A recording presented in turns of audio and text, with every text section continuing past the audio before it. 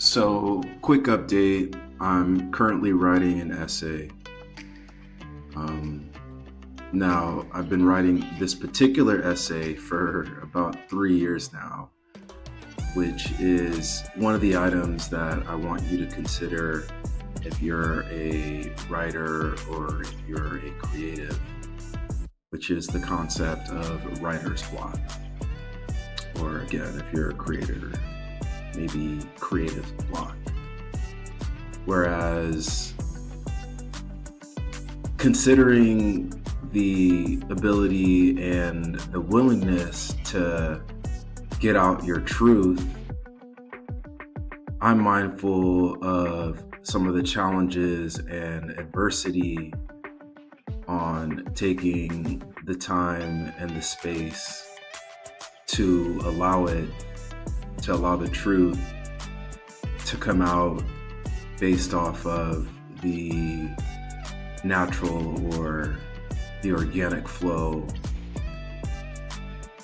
that comes forward.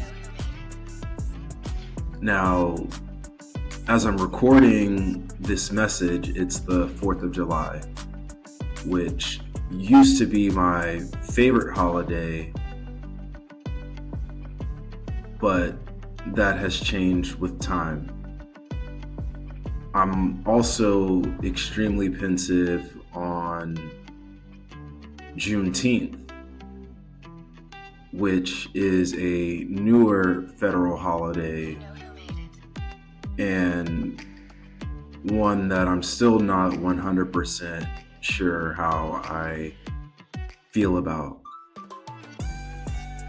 which comes in line with what this particular essay is about. I'm writing about one of my personal heroes, George Washington Carver, who you may believe is responsible for creating peanut butter, when in fact he's responsible for over 300 documented uses of the peanut,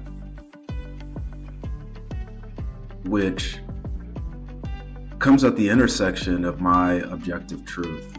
I'm pissed off and frustrated that one of my personal heroes has been so narrowly remembered by history, and his legacy and even his intellectual property have sort of been thrown to the wayside, which is why I'm writing. But this essay hasn't been easy to get out. As I mentioned, I've been working on it for about 3 years now. And if you've been following me for a while and you remember my writing process, which boils down to 85% research, 10% editing, and only 5% writing, I haven't really had the time or the space to dedicate to the research component. And there's a lot to the story or his story, I should say, that I just don't know. And so I've been working and I've been in flow. And some of that has come in the form of the practical efforts that I can build around around the business of writing, that then can help me alleviate and eliminate my writer's block. Because as creatives, if we don't have the psychological trust and safety to create from a place of freedom, well, more often than not, we are in a mental cage of our own making, which is why I'm so passionate about helping other creatives and other artists recognize that we're in the art business And the business of art, which can be cheapened if you decide not to tell your objective truth related to the subjects that are most important to you, suffer under the weight of capitalism and some of the challenges that capitalism offers as it relates to equity, compensation, and the artist's truest desire, which is to give their truth and to give it generously. Which is one of the reasons that I love George Washington Carver. Whereas he had 300 documented uses of the peanut, he was a multidisciplinarian. He was an agricultural scientist. He was a poet. He was a teacher. He was a true Renaissance man. And despite what a lot of his peers were doing, he only patented 3 of his ideas, which I find to be extremely fascinating, in that a lot of his art came in the way of his ability to see the world through agriculture and the overlap of the art and science of telling the story of plants. Now, I've recently launched a Patreon, and a good friend of mine and I are working on a way to distribute some of my content on his platform. I'm also spending some time getting out my first newsletter in my technology system.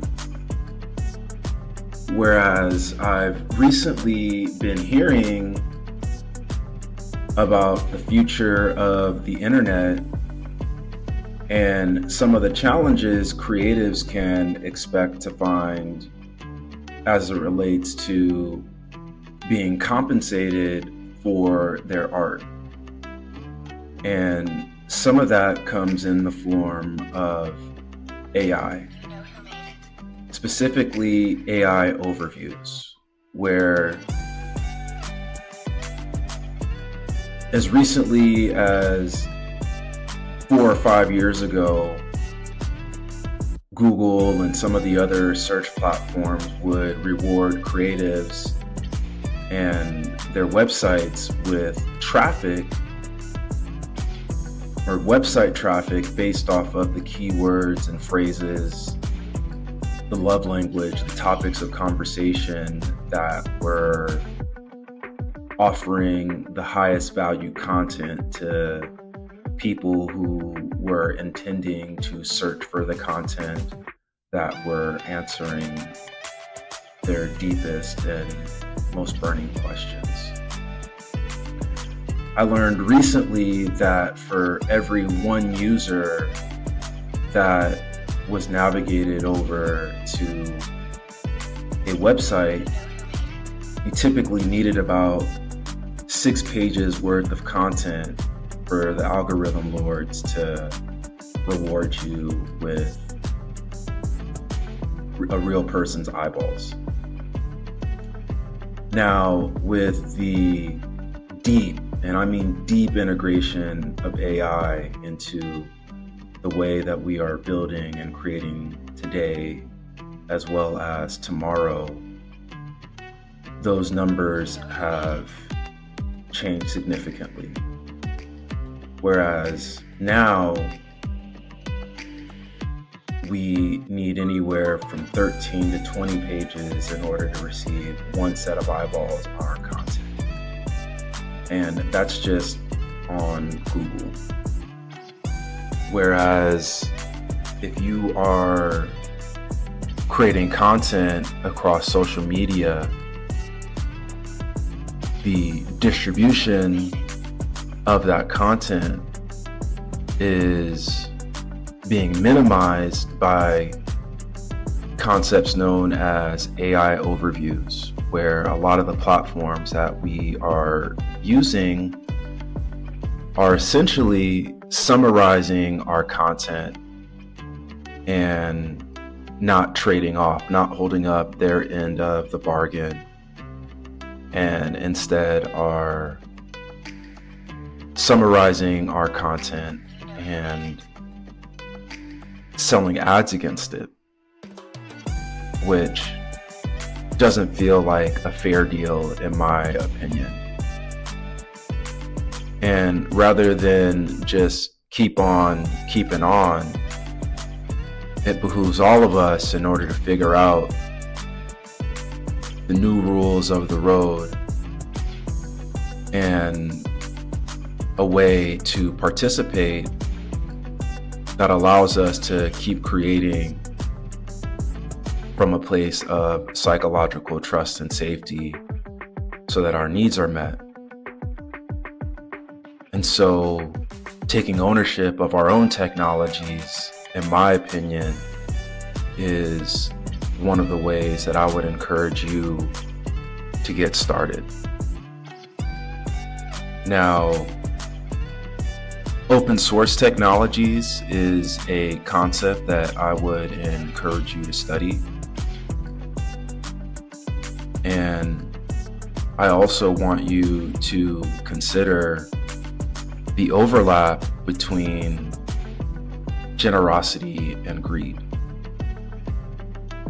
I recently sat in ceremony with an indigenous healer, and the lesson that I learned was the sweet spot related to giving freely and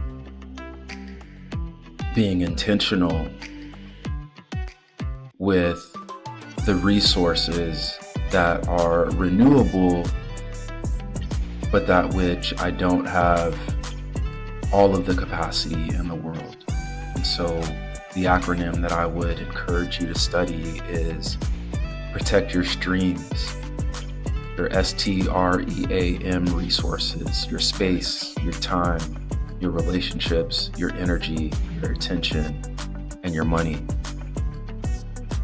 And as I'm trying to figure out ways to expand from a one-man show to a group of, or maybe a community, I should say, of collaborators,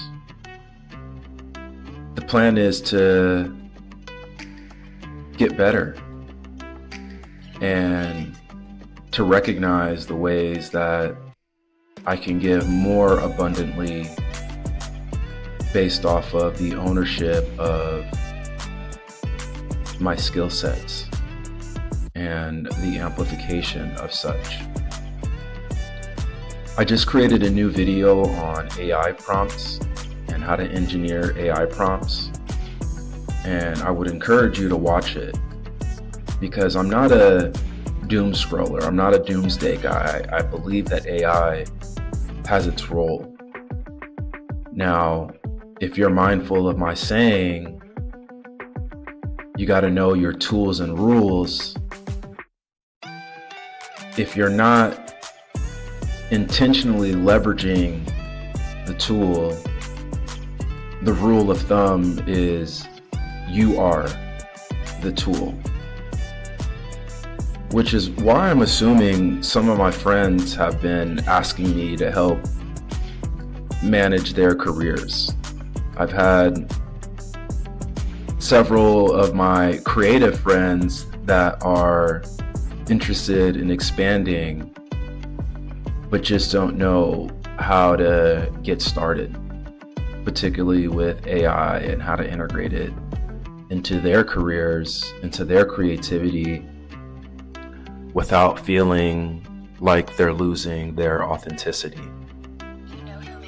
Now, my passion for creatives has encouraged me to consider the best ways for me to show up for them.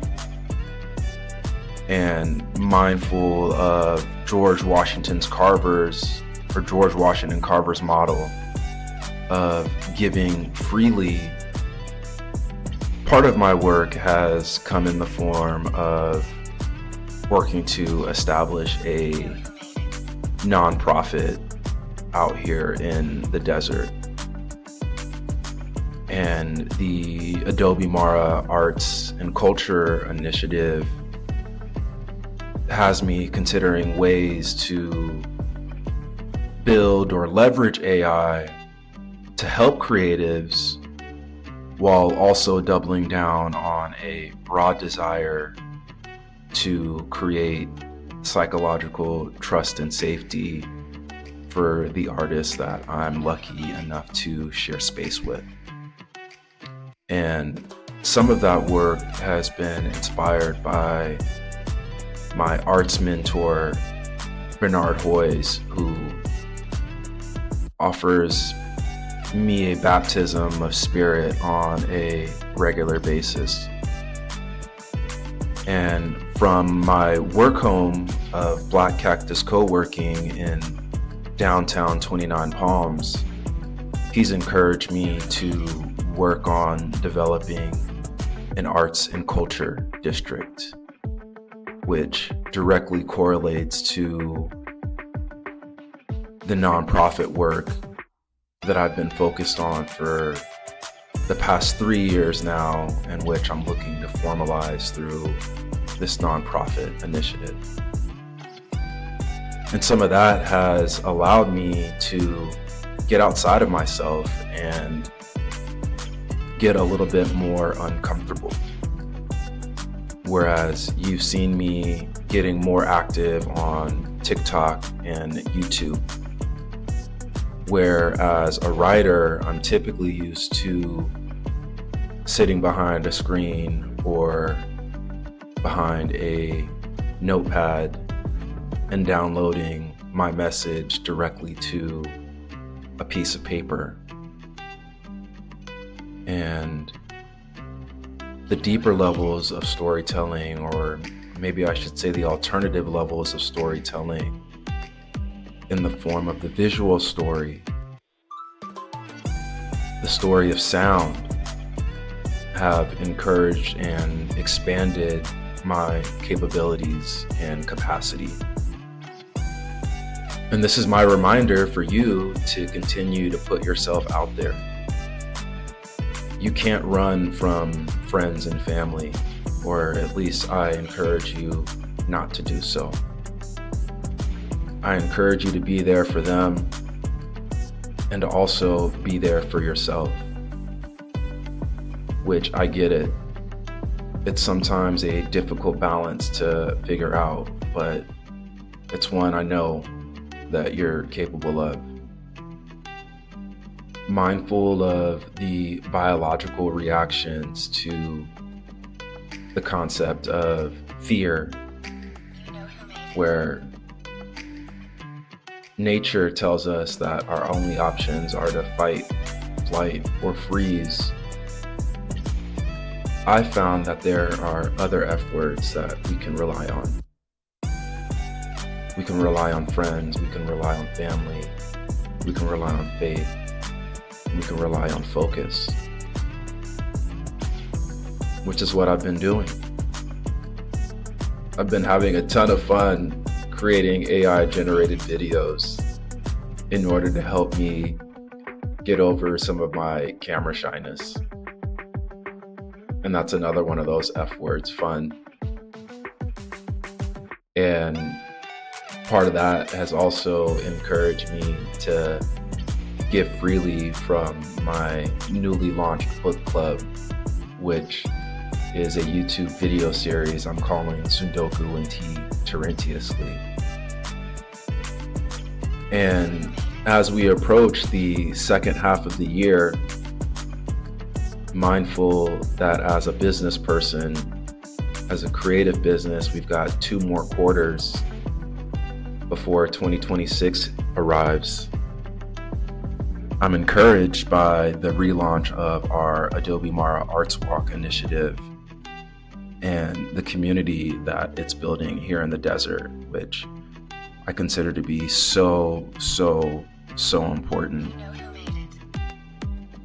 And so today, recognizing that we've got a lot going on, particularly in the light of the political environment, I encourage you to stay positive and to stay creative, to express, and to keep going in the same ways that George Washington Carver gave from a place of generosity.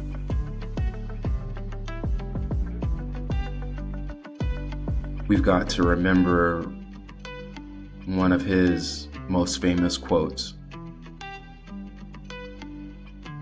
when you do the common things in life in a uncommon way, you'll command the attention of the world.